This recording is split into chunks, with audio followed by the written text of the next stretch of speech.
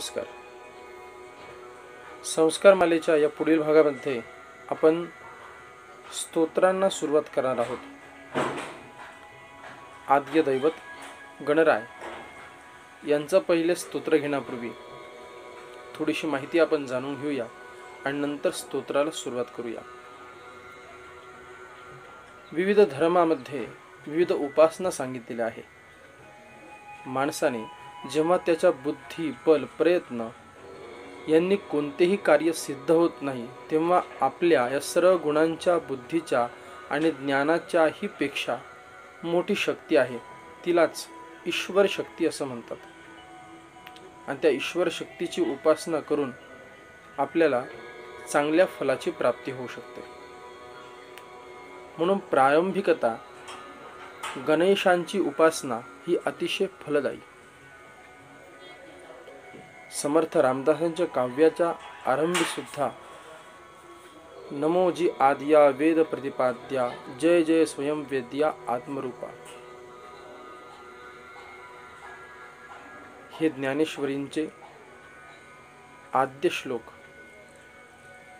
रामदास स्वामी असो, ज्ञानेश्वर असो, यांनी सुद्धा गणपतींना प्राथमिक, आराध्य आणि प्रारंभी दैवत मानलं आहे.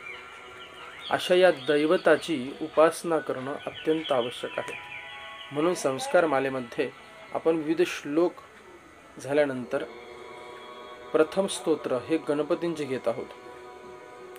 ही गणेश देवता निर्गुण निराकार आहे. निर्गुणाचा मूळारंभ ही गणेश देवता आहे. म्हणून गणपती स्तोत्राने आपण सुरुवात करणार आहोत स्तोत्रावलीला. गणपती स्तोत्र याचा अर्थ जर लक्षात घ्यायचा म्हटला तर हे संपूर्ण स्तोत्र अनुष्टुप नावाच्या छंदामध्ये आहे. त्याचप्रमाणे या श्लोकामध्ये विवरण करत असताना पूर्ण स्तोत्रामध्ये 8 श्लोक दिलेले आहेत. हे स्तोत्र बुद्धिप्रदायक आहे. या स्तोत्रामध्ये एकूण गणपतींची 12 नावे दिलेली आहेत. ती अतिशय प्रभावशाली आहे. विघ्नांचा नाश करणारी, संकट हरण करणारी अशी ती नावे आहेत. विद्या, बुद्धी, ज्ञान संपादन करण्यासाठी या स्तोत्राचा सकाळी, दुपारी, सायंकाळी किमान दिवसभरातून एकदा तरी पाठ करावा, म्हणजे आपल्याला उत्तम बौद्धिकता प्राप्त होऊ शकते. सुरुवातीला नारद मुनी या स्तोत्रामध्ये सांगतात की हे गणपतींना साष्टांग नमन करून गौरी म्हणजेच पार्वतीचा पुत्र असा तो विनायक याचे मी चिंतन करतो किंवा या गणेशांना मी वंदन करतो. पुढे दुसरी ओळ या स्तोत्रामध्ये अशी आहे की बऱ्याच संस्कृत ग्रंथामध्ये, नवीन ग्रंथामध्ये भक्तावासम स्मरेण नित्यम असंच दिलेलं आहे.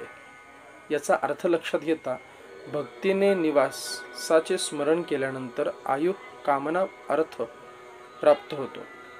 परंतु काही जुन्या ग्रंथामध्ये या द्वितीय श्लोकाच्या आरंभीला भक्त्या व्यासम स्मरेण नित्यम असंही आढळतं. आपण या स्तोत्रावलीमध्ये, या संस्कार मालेमध्ये भक्त्या व्यासम असेच घेणार आहोत. याचा अर्थ असा की भक्तिया म्हणजे भक्तीने व्यासांचं स्मरण केल्यानंतर आपल्याला आयु, कामना इत्यादी प्राप्त होतात. हा आरंभ झाल्यानंतर पुढे गणपतींची 12 नावे आहेत आणि त्यानंतर फलविवरण आहे की स्तोत्रपाठ केल्यानंतर काय काय होतं. तर त्रिसंध्येय पठेन नरः 3 वेळेस प्रातः, माध्यान्ह आणि सायंकाळ हे केल्यानंतर सर्व विघ्नांचा नाश होतो. विद्यार्थ्याला विद्येती ज्ञानाची, सरस्वतीची प्राप्ती होती. धनार्थ्याला धनप्राप्ती होते. ज्यांना संतती नाही त्यांना संतती प्राप्त होते. मोक्ष प्राप्त करून देणारे हे स्तोत्र आहे. तसेच 6 महिन्यांच्या निरंतर पाठाने उत्तम फलप्राप्ती आणि 1 संवत्सर आणि 1 वर्षाचं निरंतर योग्य रीतीने पठण केलं तर उत्तम असं फल प्राप्त आपल्याला होतं. तसेच 8 ब्राह्मणांना हे स्तोत्र लिहून जर दिले तर आपल्याला उत्तम फलाची प्राप्ती होते.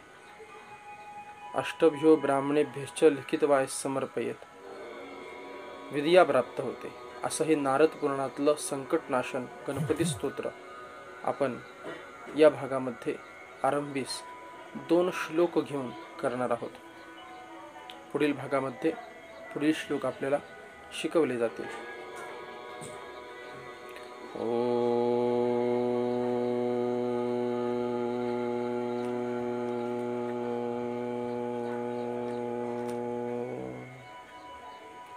नारद उवाच नारद उवाच नारद उवाच नारद उवाच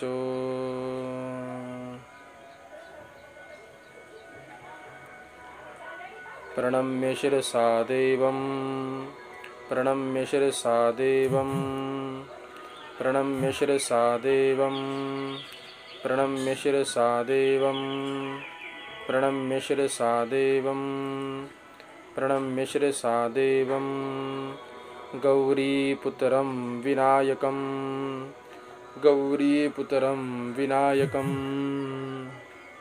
गौरीपुत्रं विनायकं गौरीपुत्रं विनायकं गौरीपुत्रं विनायकं भक्त्या व्यासं स्मरेन्नित्यं भक्त्या व्यासं स्मरेन्नित्यं भक्त्या व्यासं स्मरेन्नित्यं भक्त्या व्यासं स्मरेन्नित्यं भक्त्या व्यासं स्मरेन्नित्यं आयुः कामार्थसिद्धये आयुः कामार्थसिद्धये आयुः कामार्थसिद्धये आयुः कामार्थसिद्धये आयुः कामार्थसिद्धये आयुः कामार्थसिद्धये आयुः कामार्थसिद्धये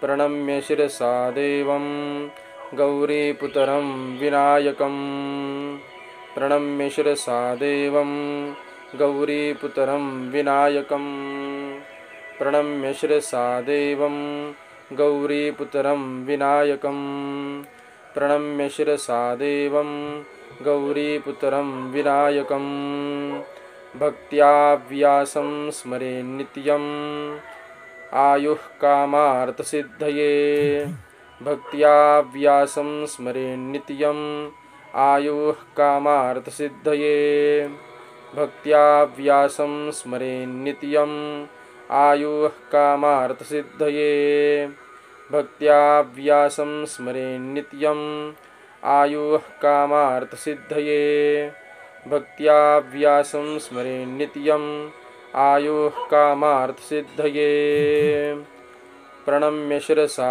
देवं गौरीपुत्रं विनायकं भक्त्या व्यासं स्मरेन्नित्यं आयुः कामार्थसिद्धये प्रणम्य शिरसा देवं गौरीपुत्रं विनायकं भक्त्या व्यासं स्मरेन्नित्यं आयुः कामार्थसिद्धये.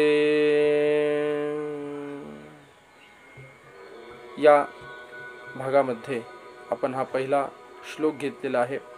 पुढील भागामध्ये या पहिल्या श्लोकाची आवृत्ती करून आपण संपूर्ण गणपती स्तोत्र या ठिकाणी घेणार आहोत.